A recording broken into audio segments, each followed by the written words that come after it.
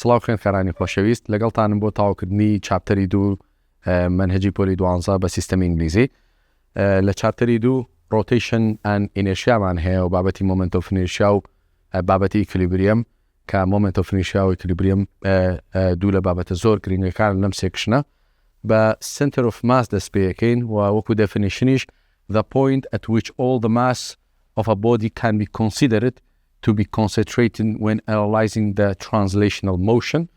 Yani center of mass بۆ هەموو objectێک وا دەرەکەوێت کە ئەو پوینتە زۆربەی ماسی objectەکە لەو شوێنەیە concentrate بۆت و چۆنیش دەتوانی بە ئاسانی دیتێکتی کێن بۆ نمونە بۆ ئەم objecتی دەسی من باڵانسی کە لە هەر شوێنێکا باڵانس بوو objectەکە ئەو پوینتە بێ بە center of mass. ئێستا center of mass لێرە دەرەکەوێت we are analyzing a translational motion و center of gravityش معنەیە ئەمە ئەو پۆزیشنەیە کە gravitational force act on the extended object. يعني على ئەمە لە کتێبەکە هەرچەند لێرش بۆ نووسیویت center of mass و center of gravity یەک پوینت دانین یعنی هەر پوینتێک بوو بە center of mass و پوینتە center of gravity شە ئەجا چۆن بتوانین center of mass و center of gravity locate کەین بۆ کۆمەڵە شیپ ئەمە لێرە کۆمەڵە regular shapeمان هەیە و کۆمەڵە شیپی جیازیشمان هەیە بۆ regular shapeەکان دایما center of mass ئەکەوێتە کێوەکەوێتە سنتەرەوە یعنی بۆ نمونە ئێستا ماس کۆرێکە کە بڵێم center of mass کێ لەکوێ ڕێگەکەوێتە سنتەرەوە هێرە center of mass لە هەمان کاتە center of چیشە center of gravity شە ئەکەر با بڵێن regular shapeێکی تریشمانە بێ میش بە هەمان شێوە هەتوانی بەم شێوەیە locate center of massەکە بکەیت و ئەگەر triangleێکشمانە بێت توانی بە ئاسانی ئەمیش center of massەکەی locate کەی کە لە میدڵایە و بۆ با بڵێن بۆڵێکیش بێتەکەوێتە کێوەکەوێتە سنتەرەوە ئەمانە regular shapeن دایمە لە میدڵی objectەکەیە بۆچی ئەمانەمانیش پێ بێ احتیمالێ بۆ منە لە مۆزۆی ئیکلیبریەما زۆرجار بریجێک تایەتی یونیفۆرم بریجێکان یونیفۆرم توڵێک تایەتی بەم شێوازە تۆ پێویستەکە لەسەرت بزانی center of massەکە لەکوێ و بزانی لەکوێ force of gravity ئاکتی کردووە سەر objectەکە ئێستا بۆ ئەم regular shapeە کێتە میدڵەکە و کاتە لێرە force of gravityەکە نووسیت و ڤالیۆکەی دانی و بەم شێوە توانی بە ئاسانترە بۆ شکارکردنی پرسیارەکان و هەلی پرسیارەکانت هەنێ objectمانەیە center of massەکە پارتێک نییە لە objectەکە خۆی و ئەم پرسیارانش دواتر کۆمەڵی پرسیاری چاپتە ریڤیومانەیە و لە section reviews دواتر باسیکەین کە ئەگەر بێتەوە بە چ شێوازێکێتەوە بۆ تۆ بۆ نمونە لێرە ئێمە دۆنەتمان هەیە کێکی دۆنەتمان هەیە و کێکی دۆنەت center of massەکەی پارتێک نییە لە objectەکە خۆی کەوتۆتە دەرەوەی object ینی ماسێکە ئەو ماسیکە هەمانە is concentrate far from the center of the object هێسام pointer which is center of mass of the donut is not part of the object itself بە هەمان شێوە قسێ بۆ ڕینگ ڕاستەوە بۆ بومەرینگیش ڕاستە ئێستا بومەرینگ چۆنە هەوە بومەرینگ تۆزێ ئاوا قەوسە center of massەکەی پارتێک نییە لە objectەکە ینی لەسەر ماسەکە نییە دوورتر لە ماسەکەیە ئەگەر ئەم objectانت بواتەوە داوای لۆکیشنی center of massەکەی کرد ئەم پوینتانە دیارەکەین کە باسم کرد هەنێ objectمانەیە شەیپەکانیان ریگولەر نین ینی بۆ منە هامەرێکت هەبێ ئێستا هامەرێک وەرگرم لێرەیە center of massەکەی لەبەروی ئەمە ریگولەر نییە ینی تۆ ناتوانانی بڵێ سکوێرە ناتوانین بڵێ ڕکتەنگڵە سێرکڵە تا بڵێم لە میدڵەکەیەتی one side of the object is heavier than the other ینی تەنانەت ماسەکەش is not distributed equally throughout the object ئەم لایە هێڤیترە باشە ئایرۆنەکەی پێوەیە ئەمە ژوودەکەی ئەم لایە کۆمپێریکەی بەم لایە ماسەکەی زۆر کەمترە سۆ لەم حاڵەتەیە خۆی ڕێگای تر هەیە بەزەوەی کە لە کتێبەکەی تۆیە باسکراوە بڵێ throw it in the air فڕی بە ئاسمانە چی دەرەچێت ئەوەی کە لە ئاسمان فڕیت due to the air resistance and force of the gravity شێپێکی ئاوا دروستەکە لە ئێرە و محاولە بکەم ڕسمێکی تۆزێک معقولت بۆ بکەم عادەتەن objectەکە کە بە ئاسمانە فڕی بە دەوری center of massەکەیە ڕۆتەیتەکە بە دەوری ئەو center of massەی کە هەیەی و ئێستا پێش دەڵێم ئەلەکسەرە objectانەی کە با بڵێن ماسەکە is not equally distributed ئەکەوێتە شوێ ئێستا ئەمە ئی هامەرەکەی لە هەوایە تەمەنەوە هامەرە سوڕێتەوە بۆیە هەرجاری لە شوێنەکە کردومە عادەتەن بە دەوری چیا ڕۆتیتەکە هەر ئۆبجێکتێک irregular shape و فڕیە بۆ ئاسمان بە دەوری center of massەکەیە با بڵێن ڕۆتیتەکە و عادەتەن center of mass in irregular object is near the heavier side یعنی ئێستا ئەم لایە ئەم سایدە هێڤیترە کۆمپێریکەی مە سایدەکەی تر دائما center of mass ناکێتە میدڵەوەی سایرە میدڵە هەکێتە نزیکی هێڤیە سایدەکە ئەکە فرشی بۆ ئاسمان هەر بە دەوری هێڤیە سایدەکەیە چیەکات ڕۆتیتەکات بەم شێوازە تۆ توانی بە ئاسانی لۆکەیتی center of masسی ئەو ئۆبجێکتانە بکەیت کە irregularن و عادەتەن ئەگەر ئۆبجێکتەکان بۆ نمونە هەر ئۆبجێکتێک بوو بۆ نمونە سامی کە لێرەیە هەمانەمە جیاوازە بەس بە هەموو حوک پێوەرێک ئەم سایدە هێڤیترە کاتە center of massەکە ناکرێتە میدڵەوە دایمە نزیکی هێڤیە سایدەکەیە زۆر جار لە پرسیاری چاپتە ریڤیوشە بۆ نمونە هەرچەند بۆ مۆزۆ ئیکلیبریەمە ئەکە بتێ دوو ئۆبجێکت باڵانس کەیت لایەکی هێڤیتر بێ لە لاکەی تر بۆی باڵانسیکەی عادەتەنە بێ لە center of massەکەیە باڵانسیکەی center of mass ئێمە ناکرێتە میدڵەوە کێتە نزیکی هێڤیە سایدەکە یانێکە لێرەیە لە ڕێگەی پڤدێک نزیکی هێڤیە سایدەکە دانی باڵانسە بێ و بۆ پۆینتە شەوترە center of mass جا لێرەیەک دوو پۆینتی گرنگمان هەیە پێویستە ئاگادار بی کە center of masسی یان ئۆبجێکتەکە پاثێکی پرۆجێکتایلی هەیە ینی بەو شێوازەیە لە ئێرە due to the air resistance and force of gravity ئۆبجێکتەکە هەڵێک ناڕوە ئەتراکتە بێ و شێپێکی پرۆجێکتایل دروستەکە و trace out of the parable ئەمە چ شتێکی center of massەکان یارێگەرم center of massانە بە یەکتر بگەێنماوەهی trace out parable باشە ئەکەوتی شێپەکەی چۆنە parable باشە ئەمە وەکو center of mass ئەم پۆینتانەی ئێرە چۆنن بۆ مناکە بڵێم ڕۆتێشنی یان موشنی ئەم پۆینتە چۆنە عادەتەن ئەم پۆینتانە بە دەوری center of mass ڕۆتیتەکەن یعنی هەر پۆینتێکی سەر ئەم هەمەرە وەرگریت بە دەوری center of massەکەی ڕۆتیتەکە سۆ ئەم پۆینتانە rotational motionیان هەیە ئەمە شێپێکی پارابولیکی هەیە لە ئێرە باشە یعنی ئەتوانی بڵێیت ئەگەر ئۆبجێکتێک irregular بێ لە ئێرە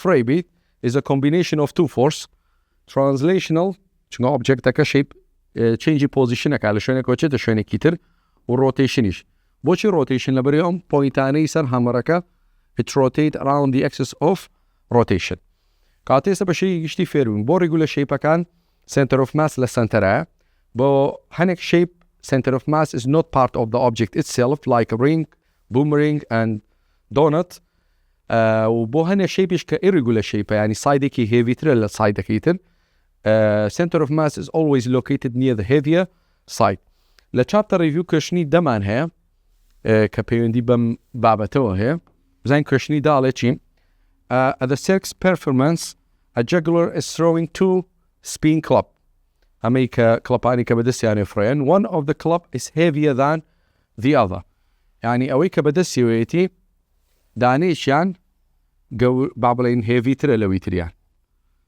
هەنی سەمە تۆزێک جیاوازترە لەو لە ڕووی ماسەوە باشە which of the following statement is true remember one of them is heavier than the other the smaller club is likely to have a larger moment of inertia کە ئێشتا moment of inertia مان نەخوێندووە the smaller club is likely to the end of each club ئێمەیشمان بەم دوو پۆینتەیە the end of each club will trace out parabola ئێمە لێرە وتمان center of massەکە چی دروستەکە trace out of parabola not the end of each club یعنی ئەگەر بیوتە center of massەکە parabolicە ڕاست بوو بەڵام ئێندەکان نا ئێندەکان rotational motionی هەیە so وەڵامی C which is the correct answer the center of mass of each club will trace out of parabola یعنی هەر objectێک irregular بووی سەمەش irregularە even regular objectەکانیش ئەگەر فڕی بیت throwy کەیت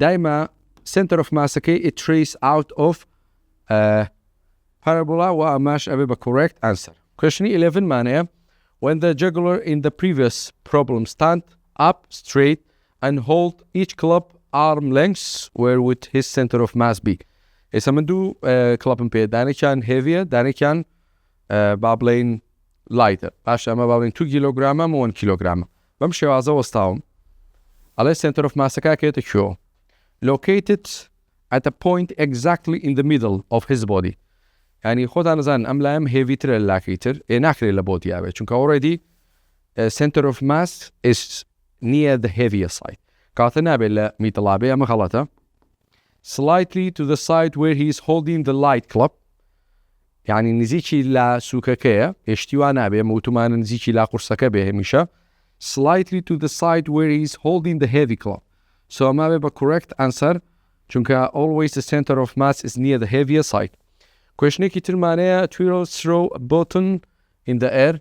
Describe the motion of the end of the button as move through the air. يعني يسبون من أمل الهواء أفربم. أم إنداني شون describing motion كاني أمكم. بدوري center of mass rotate كان. They have a rotational motion as we describe it in the previous question. Describe the motion of the center of mass. Center of mass بطنك شونا is parabolic. وتم hashtag الهواء أفربي center of mass كي trace out parabolic. باشا. A projectile is fired into the air and suddenly explode into several fragments. أميكا بينيت على الرسميكا عادة كلا هواء explodeka چند پارچەیەکی لێ دروستە بێ.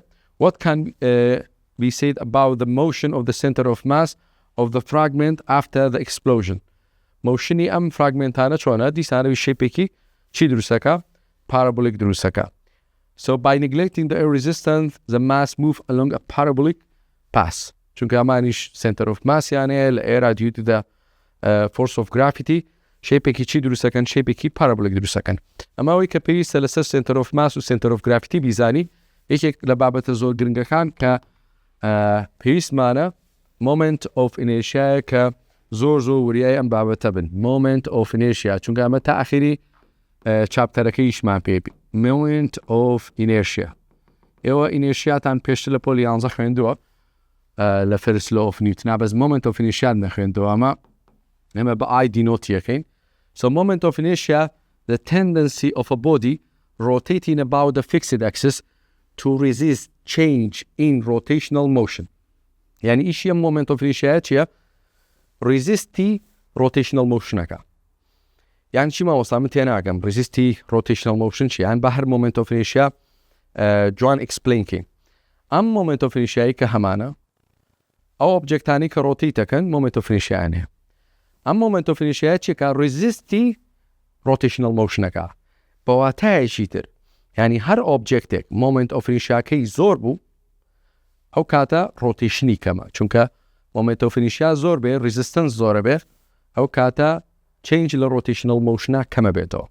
بە واتایەکی ئاسانتر پێت بڵێم the moment of inertia is inversely proportional to the angular speed. Angular speed is the rotational speed of the object.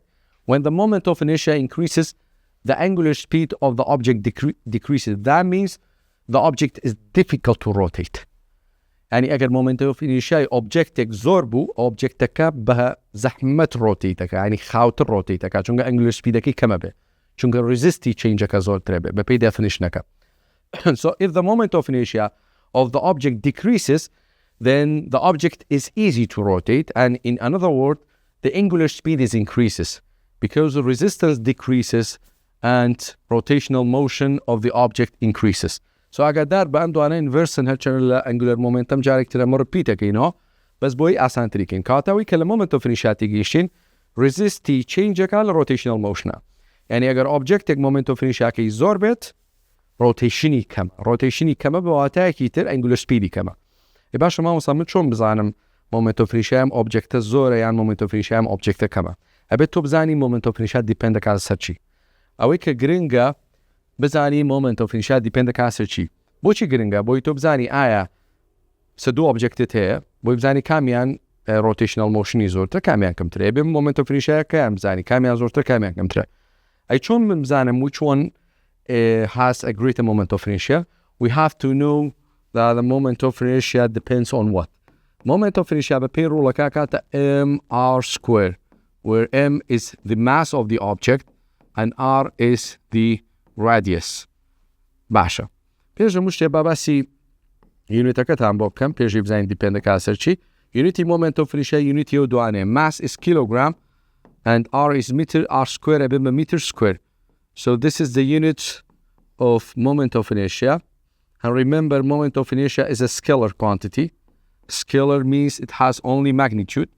We don't have to care about direction just like a time or mass, because mass and radius are scalar, so moment of inertia is scalar too. So moment of inertia, based on the formula, it depends on some factor. The first one is mass. So moment of inertia depends on The first one is mass of the object. So if the object has a greater mass, so it has a larger moment of inertia, that means the object is difficult to rotate because it has a greater mass. And the second is radius of the object. More radius, more moment of inertia. And the last one, which is the most important one, is shape and size. Okay, that's not the last one. Actually, we have one more. So, for example, you have two objects. That's two ring, two solid ball, let's say.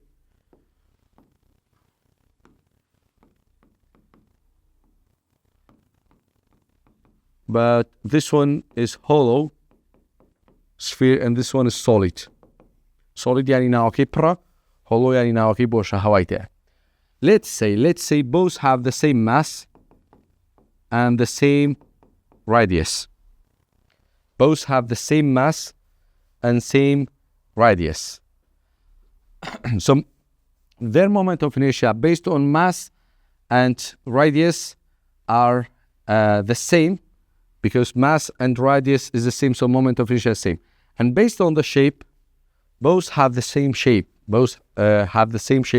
So based on the first and second and the third one, these two objects has the same moment of inertia. But actually, they have a different moment of inertia. Why? Because distribution of mass, which is the last factor that affects the moment of inertia, their distribution of mass are different. توزي آسانتري كم بابا تكبوت. بونمونا من دو object هبه هردو كي same mass به. بلا moment of inertia كاميان قورت روي ما وصا same. دو object ما به هردو كي same radius به. بلا ما وصا كاميان moment of inertia كي قورت روي same radiusن قالت same moment of inertia. استا اما solid disk اما ring هردو كي same mass بيت وهردو كي same radius بيت. اسا بلا moment of inertia كاميان قورت رو لبري ماس و radius كان يا same ابي بلا ما مستا same moment of inertia يعني بلا امانه چيان جوازه shape ام دوانه جوازه اما shape يكا او shape كي ترى كات سط لصط ام دوانه moment of inertia جوازه.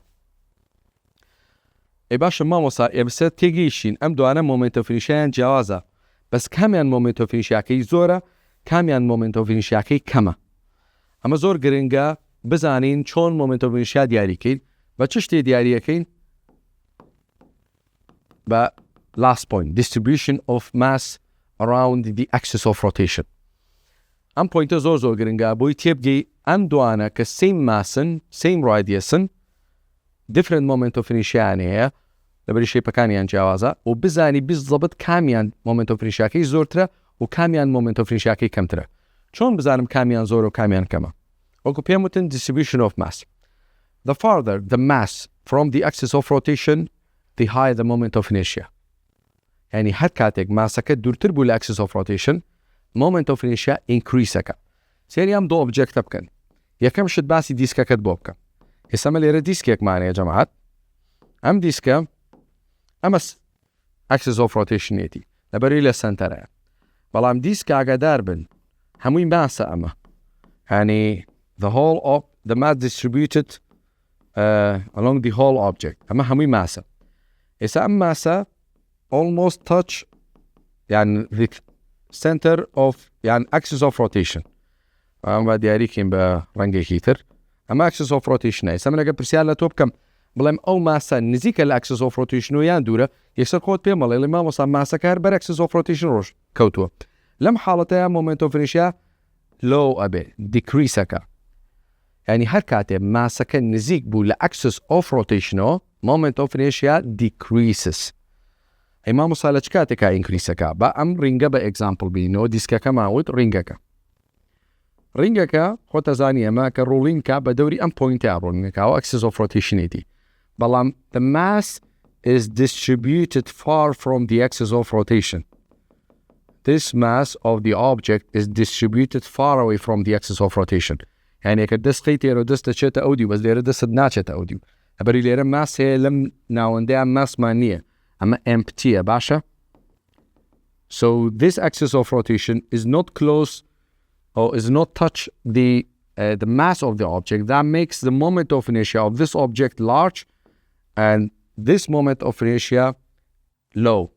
كاتا جماعة زوزو بخيراي اگر دو object مان هبه same mass بن same radius بن شون بزان moment of inertia كانيان زوريان كما ابي بزان depend كا سرچي لبري same mass كاتا به same moment of inertia نبه لبري same radius كاتا به same moment of inertia نبه بس لبري للشيب جوازن ام دوانا للشيب جوازن كاتا تيجيشم كا moment of inertia ام دو object چونه جوازه سط لسط اي چون بزانم كاميان moment of inertia كي زوره وكاميان كما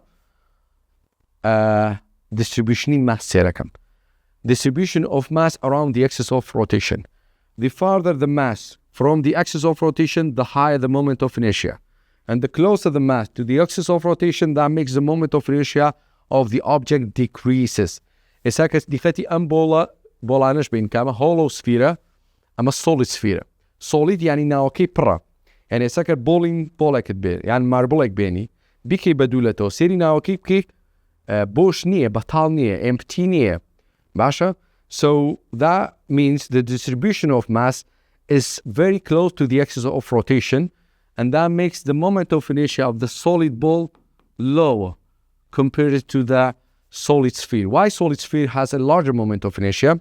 Because the distribution of mass is far away from the axis of rotation. كدي قدبا axis of rotation لما يضلع بلام لسه circumference كي distribution mass كروياو.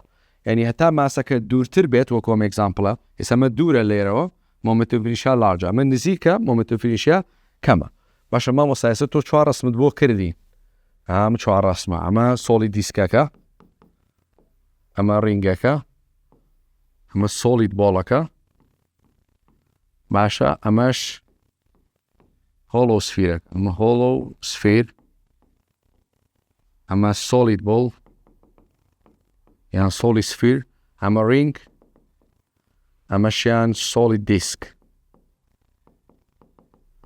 السبب distribution mass بيكين the mass is near the moment of near the axis of rotation, so moment of inertia of this one is low. The distribution of mass is far from the axis of rotation, that means moment of inertia for this one is large or high. This one is a solid ball, so mass is near the axis of rotation, so moment of inertia is low again. And this one is hollow sphere, the moment of inertia of this one is large. إسا أم چوار example مانه دوانيان لوية و دوانيان high. دوانيان لوية دوانيان high. أزان يعني چيهم دوانيان لوية دوانيان high. اما وطمان هاد لسرتها moment of inertia resists change in rotational motion. If moment of inertia is low, the object is easy to rotate. يعني سريع تروتيتك. If moment of inertia is large, the object is difficult to rotate. يعني خاو تروتيتك. چونکه اما ليريا لقل اوميغا inverse بو ليريا اوميغا larger. چونکه moment of inertia كي لويا. ليرا اوميغا لويا. ليرا اوميغا ديسان larger. ليرا اوميغا لويا. بو چه من بيوتي؟ لبري اگر اسام چوارا لإنكلاينك رولين يمكن. عامل إنكلاينك بين خوارو. باشا. اما يكم object اما دوام اما سيم اما چوارم. اما يك اما دو اما سي اما چوار. It's like a problem which one is gonna win the competition. Which one reach the bottom first. كمان زوترا gonna خوارو آني ka moment of inertia can is lowest. Because the lowest moment of inertia, the higher the rotation and the lower resistance of the object.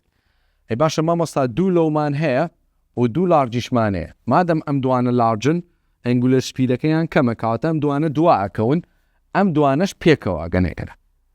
يعني بو حسابه بيت يكمو سيم اغنى ايرا بيكوا ام دوانه تريش دواء كون. يعني دواني ام بيكوا دواء كون دوانيش ام بيكوا is gonna reach the bottom first. والله جماعة moment of inertia depends on mass let's say all have the same mass, depends on radius, all have the same radius. بەپی distribution ماسەکە زانیمان کامە larger کامە lۆیە. بەڵام their shape and let's say size is the same, but their shape are different. ئەگە دقت بن shape ئەمانە different کاتە ناکرێ ئەم larger moment of inertiaکە وەکو ئەم larger وابێت چونکە shapeەکانیان جیاوازە. ناکرێ ئەم لۆیە moment of inertiaکە وەکو ئەم لۆیە وابێت چونکە moment of inertiaکانیان جیاوازە. کاتە ئەم چوار objecتی کە هەمە هەر چواریان moment of inertiaکانیان جیاوازە. کاتە مامۆستا من ناتوانم moment of inertia هەر چواریان بەم ڕوڵە بدۆزمەوە کە سەرەتا بۆ دنووسین بەڵێ. ئەمە general formulەی moment of inertia بەس هەر یەکێک لەم objectانە ڕوڵی تایبەت بەخۆی هەیە. تۆ بێ ڕوڵەکان لەبەر بکەیت بۆ هەر یەکێک لەمانە کە بە تەیبڵێک ڕوڵەکانم بۆ نووسیوین. هەر کاتێک تۆ توانیت بە پێی ڕوڵەکان بزانی moment of inertiaکان ئێستا بۆ نمونە ئەمە چەندێکە یان ئەوانی تر چەندێکە ئەزانی کامیان لە هەمووی moment of inertiaکەی کەمترە و کامیان reach the bottom first and which one lose the competition. باشە. ئێستا لێرەیە جەماعەت کۆمەڵێک ڕوڵمان هەیە بۆ moment of inertia حتمەنە بێم ڕوڵانە لەبەرکەی هیچ مەجالی تیانە. The first one we have a ring. ئێستا ئەمە ڕینگێکمانەیە بەس ئەم ڕینگە بەرەو about a symmetry یعنی بە دەوری سیمتریکا ڕۆتیتەکە دوایی ئەگەڕێمەوە سەرم ڕسمە بۆی بزانین which of these object reach the bottom first. ئەمە با پرسیارە بێ لە مێشکتانە. ئەمە ڕینگێکمان هەیە ئەم ڕینگە بە دەوری سیمتریەکە ینی بە دەوری سنتەرەکەی ڕۆتیتەکە بەم شێوازە. ئوپس ئەوەشە بێت بەم شێوازە ڕۆتیتەکە. سۆ ئەلێرەیە هەر کاتێک ئاواهی بوو moment of inertiaکەی بە mr² دۆزینەوە. mr². هەموو جارێک وایە بەڵێ هەموو جارێک وایە بۆچیش ڕاستە جەماعەت. جگە لە ڕینگ ئەتوانی بۆ هۆڵۆ سلندەریش ئەم شتە بەکاربێنین. ینی هەر بۆ نا بۆ هۆڵۆ سلندەریش هەربێت. بۆ bicycle tire ینی پرسیارمان هەیە لە کتێبەکە لە باڵێ ماوەسا و تەلانیتە با we consider a bicycle tire as a ring. یعنی کە bicycle tireش بۆ هاتووە ساوی چی بۆکەین ring و بە mr² دۆزینەوە. same ring بێنە بەس ئەم جارە rotate about diameter moment of inertiaکە change بێ. ینی جەماعەت ئەگەر هەر ئەم ڕینگە بێنین ئەم جارە ئاواهی ڕۆتیت کە ئەها چۆن ڕێ ڕینگەکەت داناوە بەم شێوازە ڕۆتیتی بکەی. ڕێک moment of inertiaکەی نیوە و نیو کەمەکابێ بە 1/2 mr² لەبەری ئێرا بێ بە axis of rotation. باشە ئەگەر دیقەتی ئەمەیان بیت لە هەموو لایەکەوە ماسەکەت is distributed far from the axis of rotation. بەس لێرەیە ئەگەر دیقەت بە لەم سەر و خوارەیە mass is near the axis of rotation or touch of the axis of rotation. When the mass is close to the axis of rotation, moment of inertia decreases. لبرو نفسي رينجا نفسي ماس وراديسية بس روتيشنكي فرقي كردو ليري أبو ب 1/2 mr². كاتي ساگر أم دوانا بلين كاميان روتيشنكي خيراترا أميان لبري moment of inertia كم ترى angular speed is high and the object is easy to rotate بس ليري خاوتر. چی معنی point mass معنی؟ point mass و extended object بيوتن لسرتاي sectionكيا. وتمان شو object can be treated as a point mass وتمان when the object has a circular motion. circular motion. بۆ نمونە ئەگەر objectێکت هەبێ بۆ نمونە دیسکێکە هەم دیسکە ڕۆتیتەکە مناڵێ گەلێرەیە دانیشتو دیسکەکە ڕۆتیتەکە. ئێستا کە بڵێم what is the moment of inertia of the child؟ ئەم چایلدە خۆ شەیپەکەی نە ڕینگە نە هۆڵۆسفیرە نە سۆلیت بۆڵە بەس کاتێک ئەم دیسکە ڕۆتیتەکە مناڵەکە شوێنەکەی چینجە بێ ینی circular motionیە circular motion هەر ئۆبجێکتێکیش circular motion بێ we treat it as a point mass و moment of inertia point massیش بریتە لە mr² just like a rings ینی ئێوەش هەر حسابی چی بۆکەین ڕینگی بۆکەین کە کاتە mr² ینی هەر ئۆبجێکتێک point mass بوو ئێستا ئەگەڕێمەوە سەر ئەو بابەتەش بۆی کۆنفیوز نەبیە کە پرسیارەکەت بۆ شێوازە بۆ هاتەوە هەر ئۆبجێکتێک circular motionی هەبوو point massە point massیش بوو بە mr² دەتوانین چی بکەین moment of inertiaکەی بدۆزینەوە. solid diskمان هەیە solid disk یان solid cylinder ئەسەمە solid cylinder ئەم ڕسمەی کە من کردومە ئەوەی کە لەسەرەوە کردم ئەوە دیسکەکەیە ئەتوانین کۆین بەکاربێنین هەروەکو ئەو سۆلیت دیسک تعاملی لەگەڵاکەین یان CD ڕاستە کونیکی بچووکی تیا بەس دەتوانین وەکو سۆلیت دیسک تعاملی لەگەڵا بکەین ئەمە مۆمنتۆ فریشاکی چەندێکە 1/2 mr². ئەمەش بێ لەبەر کەین بەڵێ بێ لەبەریکەین. لێرە سۆلیسفیرمانەیە. سۆلیسفیر وەکو بۆڵین بۆڵ، بلیار بۆڵ، ماربڵ، گۆڵف بۆڵ ئەمانە هەمووی سۆلیسفیرن. مۆمنتۆ فریشایەمان کاتە چن 2/5 mr². هەتام لەحزەیە ئەمە لە هەمویان بچووکترە 2/5 مۆمنتۆ فریشاکی لە هەر هەمووی بچووکتر بوو ئەمە. یعنی ئەم ئۆبجێکتە لە هەمویان خێراتر ڕۆتیتەکە. هۆلۆسفیرمانێ هۆلۆسفیر یانی ناوەکەی بۆش بێ وەکو تێنس بۆڵ، سوکر بۆڵ یان فوتبۆڵ، باسکێت بۆڵ ئەمانە هەمووی چەندێکە 2/3. 2/3 پێشوی بێمە سەر ئەم دوانە کە زۆر تەرکیز ناخێنە سەر ئەم دوانیان زیاتر. سۆلیت بۆڵ لە پرسیارەکەەوە تێگەیشتینە کاتە چەند سۆلیت بۆڵ. سۆلیت بۆڵ مۆمنتۆ فینیشیا of solid ball is 2/5 mr². ئەمە بۆ سۆلیت بۆڵ. But if you attach a solid ball to a string and that's been whirled on a horizontal path. يعني ئێستا ئەگەر من سۆلیت بۆڵێک بێنم بە پەتێکەوە بیبەستم ئاواهی بیسوڕێنمەوە بڵێم what is the moment of inertia of the solid ball. هەکە بڵێم it is 2/5 mr² 100% غەڵەتی. وەچی غەڵەتی لەبەری لەم حاڵەتە ئۆبجێکتەکە ڕۆتیت ناکە سلاید دەکە. ئەم حاڵەتانەی ئێمە باسماکرد هەمووی بۆ ڕۆتیشنە ئۆبجێکتەکە خۆی ڕۆتیتکە. ئێستا کەرەم سۆلیت بۆڵە ڕولینگ داون ئەینکڵینێکی بکەی خۆی ڕۆتیتەکە بە دەوری ئەکسزەکەی خۆیە. بەس لێرە ئەم ئۆبجێکتە بە دەوری ئەم ئەکسزەیە ئەجۆڵێت. یعنی خۆی مەجالی نێ لەبەری بە سترینگێکەوە ئەتاچ کرا خۆی ڕۆتیت ناکا بە دەوری خۆیە. سۆ لەم حاڵەتە حسابی پوینت ماسی بۆکەین پوینت ماس و نابێ بڵین 2/5 ئەڵێن mr². ئاگادار لەم حاڵەتەیە مادەم پوینت ماسە بە mr² دۆزینەوە وەکو چۆن لێرە ئاماژەم پێیا بوو. بەڵام ئەگەر خۆی ڕوڵین کا بە دەوری خۆیان ڕۆتیشنەڵ مۆشنیە بێ اینجا 2/5 mr². دواتر ئەگەڕێمەوە سەرم دوانە ئێستا تێگەیشتین ئەلێرەوە تێگەیشتین ئەمەیان سۆلی دیسکەکە 1/2 mr². ڕینگەکە mr² و سۆلیت بۆڵەکە 2/5 mr². هۆلۆسفیرەکەش 2/3 mr². ئێستا consider those objects have the same mass and radius. ئەمە 2 لەسەر 3 مێنێتەوە ئەمە 2 لەسەر 5 ئەمە یەکە چونکە هیچی تر نییە ئەمە 1/2. ئێستا کە بڵێم which one has a smallest moment of inertia بزانە 2 لەسەر 3 یان 2 لەسەر 5 یان 1 یان 1 لەسەر 2 کامیان لە هەمووی کەمتر دەرەچێت. ئەوەی کە لە هەمووی کەمتر دەرەچێت سۆلیت بۆڵەکەیە which is 2/5 mr². 2 دابەشی 5کە 2 دابەشی 3کە 1 لەگەڵ 1 لەسەر 2 ئەمە لە هەمویان کەمتر دەرەچێت.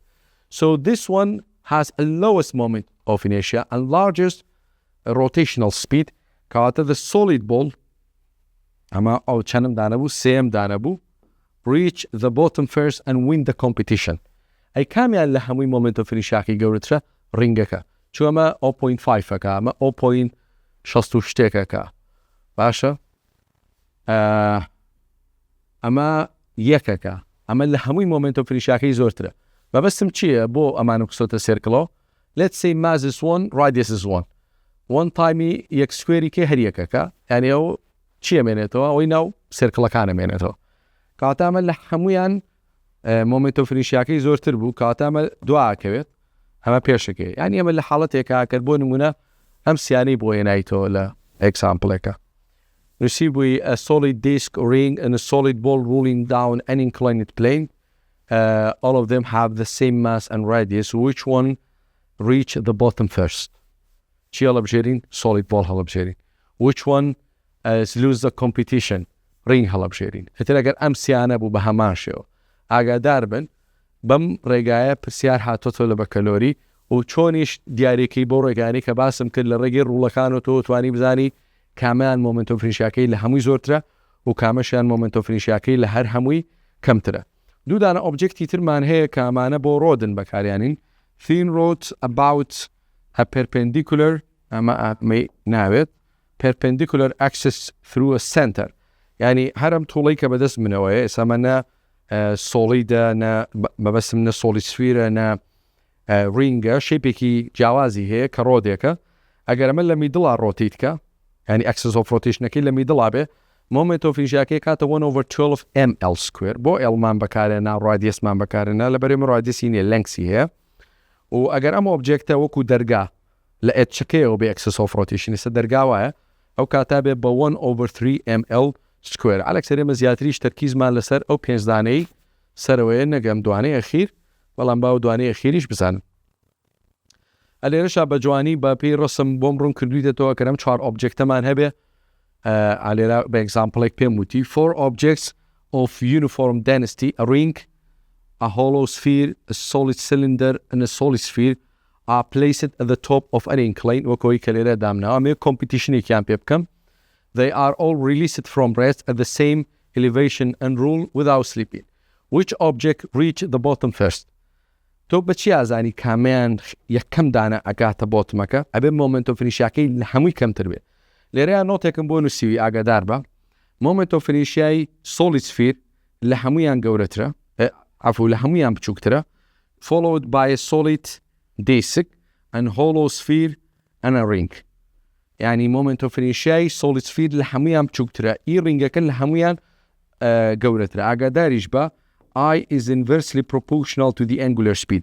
مادام I am solid ball كباس ماكر moment of inertia كي لهمي كم كاتا angular speed كي لهمي زيادة كاتا خيرات الروتيتا كاي خيرات الروتيتا كاتشيكا is gonna win the competition كدي قدبن solid ball كي يكم يعني كيشي هرم يعني ياوتو دواتر ببي تسلسل solid أماك same mass و same radius بناقا داربن followed by a solid disc and just hollow sphere انجا رينجك يعني رينجك دواك بون مناكر امسياني هنا انو كاميان بيرشك اما انا كاميان دواك hollow sphere اگر هر شواري هنا انو which one lose the competition رينجك which one win the competition تشيل بجيرين solid بولكال بجيرين اما جرينجا اغا داريبن in a baseball game sometimes player is holding a bat at the middle what is the reason of doing this بوشي هنجار أو باتي كبدس يعني لما يضل داعن جماعات بومني سمن أما كبدس ما عليك سقطة زاني axis of rotation is near the heaviest side هنجار ليروا بابلين ليروا باتك عاقر النك لأخيريو بوشي لبري ليرم مع سكن نزيك axis of rotation ما سكي extra كدسي تويا نزيك تربيتو axis of rotation and when the mass is near the axis of rotation, moment of inertia decreases and the object is easy to swing, angular speed increases. هم كاتب بالسريعية تواني بكاري بينه ومش هنجار أو حالته بكارين. So ليرالين the moment of inertia smaller so that the bat is easy to swing. Okay. بسياري chapter review معنى لسرن بابته. Two children are rolling an automobile tire down a hill. One child claimed that the tire will roll faster if one of them curl up in the tire center. The other claimed that this will cause the tire to roll more slowly. So which child is correct? أما برسياري سيما ل chapter review. سيري كان جماعات. أما دو tire معنى جاران أما بيني من علوش تماكر بس كم ترأتون ناوي.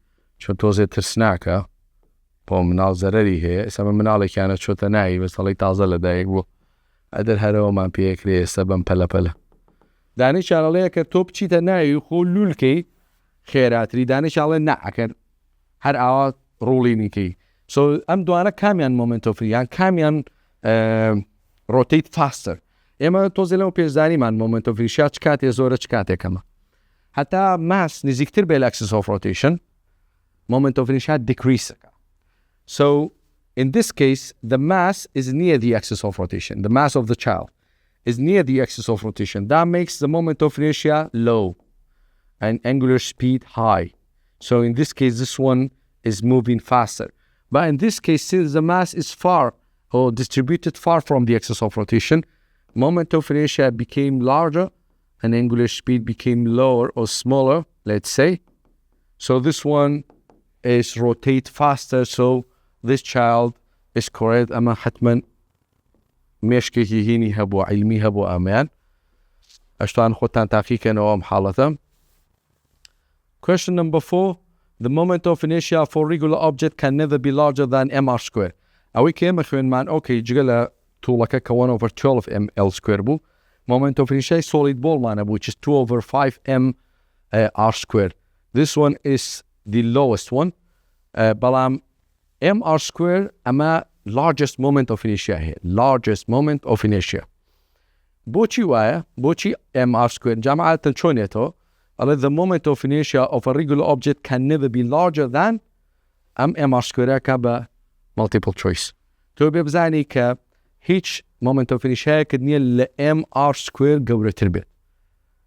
لو بتشوك ترمان هي 1 over 2 2 over 5 2 over 3 بس لو قورة ترمانية.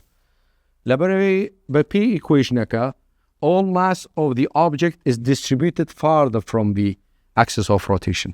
من بيموتن حتى mass دورتر بين moment of inertia زورتر بين. So ببي equation كا همو mass كا is distributed far away from the axis of rotation. That makes the moment of inertia largest. أما لتشي شابيني مان ring أبيني مان أو حالته. So ring and point mass about an axis is an example of this moment of inertia. كيف يشتر باس مانك. وعم خطانا بوجيني نو. It's more difficult to do sit up with your hand held behind your head than doing sit up with your arm stretched out in front of you. على أكدست بخيت بشتي سرته زور جارا حصانه تمريني 6 باك وامشتانا قرسترا بلا ما كدست دوابي زور عسانترا بوشي لب حالتها قرسترا لب حالتها عسانترا لبريتو إيرابي باكسس of rotation إيراد axis of rotation أجر mass نزيق بيه axis of rotation if the mass is near the axis of rotation moment of inertia decreases. So لم حالتها كدس واكدو حازك يدو صدع نبكا زوري لاك نابي چونك moment of inertia كد decrease بو angular speed increase بو the object is easy to rotate وچاوري وش مكا 6 باك بو دروس ببه بو دروس نابي بس اگر دست دورتر خيتو يعني دست خيتا پشتی سرتو دست بيني تيرو so the mass a part of your body the mass is distributed far from the axis of rotation. The mass is distributed far from the axis of rotation.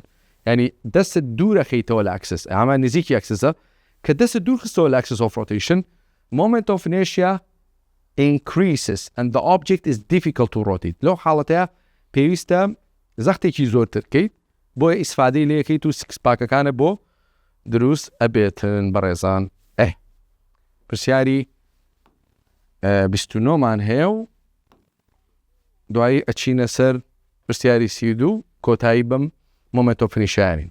A solid 2 kilogram ball, a solid ball like mine here, radius 0.5 meter, start at height of 3 meter and roll down at 20 degree slope. Solid disc mane legalia and a ring start at the same time. Yani say object mane, solid ball like mine here, disc mane here, ring mine here. Both the ring and the disc have the same mass and radius as the ball. يعني هرهم same mass و same radius يعني. Which of 3 objects will win the race to the bottom if all rule without sleeping? يعني كلام سيانا ruling down can which one is gonna win the competition? Is gonna win the race? The one that has a lower moment of inertia. So which of these 3 objects, ring, a solid disc, or a solid ball have a smallest moment of inertia? Of course, the solid ball because it has 2 over 5 mr square or smallest moment of inertia. So this one is going to win the competition and ring because it has a larger moment of inertia is going to lose the competition. 2 spheres looks identical and have the same mass. One is hollow and the other is solid. سيري كان أما دو object man هي يكي كان hollow now كي بوشا and the other is solid. أما now okay solid. Identical. Identical. They have both same radius, same mass, same color, but one of them is hollow and the other is solid. يعني كراو سيري كي فرقي بيناكي كمان solid كي كمان hollow كي لبر identical بتاعتي. So which method would determine which is which? شون بزانين كمان solid كي كمان hollow كي.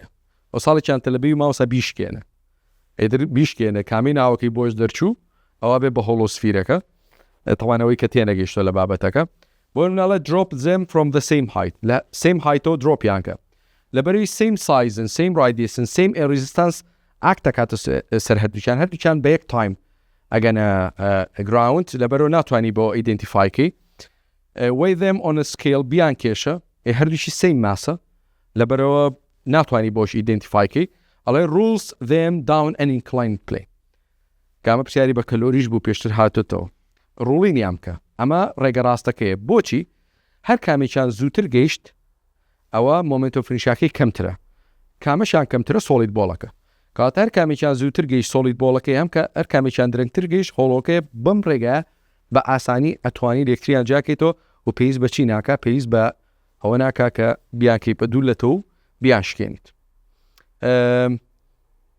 بامە بەس بێ بۆ دەرزی ئەمڕۆمان بۆ دەرزی داهاتوو بابەتی rotational equilibrium خوێنین کام بابەتە خۆتان نزانن خوێندکارێکی زۆر کێشەی لە بابەتی equilibrium هەیە پێم خۆشە بە دەرزێکی جا باسی rotational equilibrium کەم لەبەرەوەی کە ئەمەوێ ئینشەڵڵا هیچ کەسێکتان کێشەتان بۆ دروست نەبێ بتوان هەر پرسیارێکتان لەسەر rotational equilibrium و بابەتی equilibrium بە شێوەیەکی گشتی هاتە بەردەم لە پرسیارە حسابیەکان لە explanation-ەکان بتوانن بەسەری ئازاڵ بن و دەرەجەی تەواوی تا بن تاوانەی داهاتوو کاتێکی خۆش